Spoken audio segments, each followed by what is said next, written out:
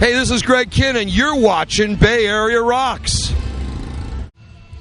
Hey, how's it going? This is David Barrett here, guest host, interviewer here for Bay Area Rocks, and I'm here in the lovely downtown San Jose area with the one and only Greg Kihn, and we're here for the concert, K-Fox-sponsored concert, where this man is a DJ, yep. And so let's start there, man. I mean, you've been doing this since '94 on K-Fox, and let's talk about that. It blows my mind, because I didn't think I was going to last 3 weeks, and here it's been like 15 years or something. I'm still doing the morning show on K-Fox. I get up at 4 o'clock, which is when I used to go to bed. So it's kind of like I moved to Australia. My complete existence is turned upside down, but I've been doing it so long that I'm not saying I'm getting used to it, but it's less brutal than it used to be. It's only a problem on a school night when we have a rock and roll job like we do tonight. Uh-huh. Now, this is beautiful. I mean, here we are downtown San Jose, music in the park. It's a beautiful night for rock and roll. People are coming in from every angle. It's going to be packed out. This is what it's all about. This is rock and roll. That's right. The San Jose's been doing this music in the park for some time now, many, many years over.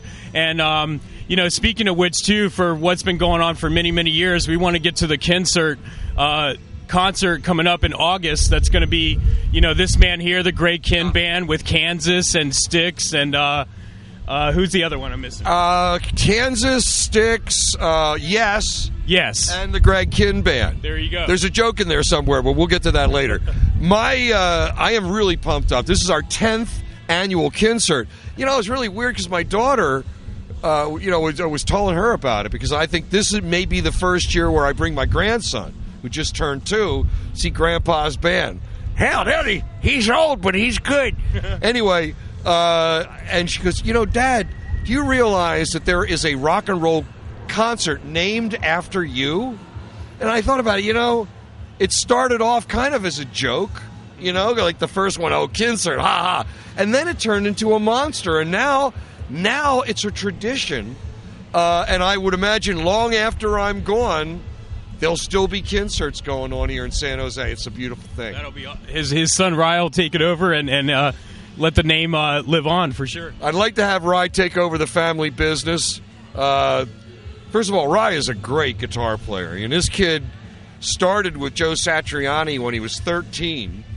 Wow. And he's just been going forward ever since. I've had a lot of great guitar players in the band, but I'd have to say Rye is right up there with Satch as far as the best one or two. By the way, Rye gives guitar lessons. You can check him out. You should go to gregkihn.com. That's where you should begin your quest for truth. Because, look, everyone's on a quest here. Some people are looking for a good pizza. Some people want, good sex. Some people want the answers to truth of life. What is the story behind black holes? Are they really at the center of every galaxy? The answer is yes, there's a black hole at the center of our galaxy, and you can find out about it if you seek the truth on gregkihn.com. Definitely, man. So without playing favorites, over the last 10 years of doing these Kinserts, man, what are some of your personal favorite bands that have played the Kinserts over the last 10 years? I mean, Styx is one of my all-time favorites, personally. I'll tell you, my all-time favorite was The Who. And this was, back, I guess, about 07, 06, maybe. And we were playing the Shoreline. It was just 2 bands, The Who and the Greg Kihn Band. And, we had recorded way back many years ago at The Who studio called Ramport in London. And apparently our producer at the time, Kenny Laguna, who is now Joan Jett's manager, failed to remunerate them for our usage of the studio. So 35 years later, this dude, Keith, he just walks up to me, right? And here comes Pete Townsend. He goes, Greg, you owe me money. You bloody wanker. You owe me money. I couldn't believe it. I said, first of all, I'm so flattered, Pete, that you remembered my name after all these years. He goes, but you owe me money. Bloody money. Give me my... Well, we worked it out. But that was a trip. I liked playing with Steve Miller because Satriani was part of that gig. And we're all backstage jamming, right? and I said, hey, can I jam with you guys? And Satch says no. I go, well, come on, man. He goes, look, we're playing in F sharp. Can you play in F sharp? No. Okay, then you can't play. So he paid me back a couple of months later when they were playing in B flat. I said, I can't even make a B flat. I don't even know what that chord looks like. So Satch is in his own world. I don't want to intrude on it, but it's full of F sharps and B flats, and that's a scary place. Right. Well, hey, speaking of Satch, in case you don't know out there, this guy's coming out with a 3-disc set called Complete. And Satch was the guitar player before he started his awesome solo career with this man right here in the Greg Kihn Band. So tell me about those years with Satch and the new record coming out that features your son as well, Ry Kihn, and many other greats. I mean, from Jefferson Starship and so on. So, yeah, take it over and tell them about that disc set and your time with Satch in the band. The important thing to remember here is it's a 3-CD set. It's called Complete. It's all post-Berserkly material. A lot of the great music that we made came after the breakup song in Jeopardy. It was during the Berserkly years.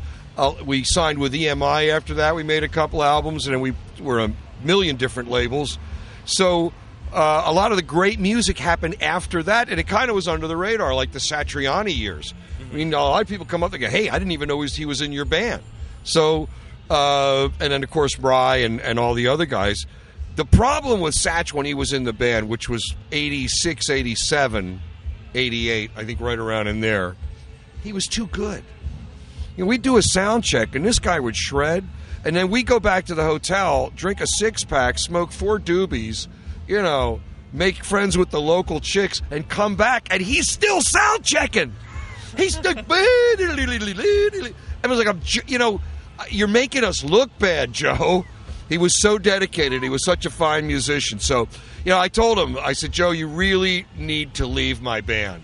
We're a 3-chord band. You're a 10-chord guy. Get out. And I'm glad he did because, obviously, it was the right call. He has a great solo career, and he's also in Chickenfoot now. Yeah. Great band, too. That's some great Bay Area history, man. And, speaking of which, a friend of mine who tunes into your show every day, his name's Chris Harden. What he loves about your show so much is the history you give. Beyond a lot of other DJs, you live it. You lived it. You still live it. And the fact that you bring these stories that all of us rock and roll fans for so many years love to hear the stories about the former tours, the present tours, and so on. So it's great. Just give us a little feedback about how a lot of your fans really, really dig that part about it. I love the fans, and I love our history. We're like a heritage band. Like some bands get to this point, like the Grateful Dead's a good example. They get to this point where they're like historical. Mm-hmm. Hey, dude. And we've gotten to the point now where it's like we've been around so long, we predate everything. We predate CDs. We predate electric guitars. Hell, we predate electricity. When we first started, we didn't even have monitors. We had children in the front yelling back at us everything that we said so we could hear it. That's how poor we were. But, I got to tell you, in retrospect, it's been a great ride. I love my career. I love the fact that after all these years, I wound up on the radio and I can tell my stories every day. It means a lot to me. Now that I'm a grandfather, I feel like I got a legacy. For sure. A legacy of rock and roll here in the Bay Area, and I want to pass it along to my kids and my grandchildren. To me, I think the most important thing is when it's all over. It's not the hit records. It's not the sex, drugs, and rock and roll, although that's important. It's really what you've left behind, the impact. Like, what did you influence people? Did you do good? Did you make people feel good? So in that respect, I love my fans. Every day on the radio, I tell you what happened on this date in Greg Kihn Band history. On this, what is today? The June, what's today? It's the 1st? June 1st. No, 2nd. June 2nd. Let me think. On this date, 1978, I was busted for public urination in Fremont, California. Look it up.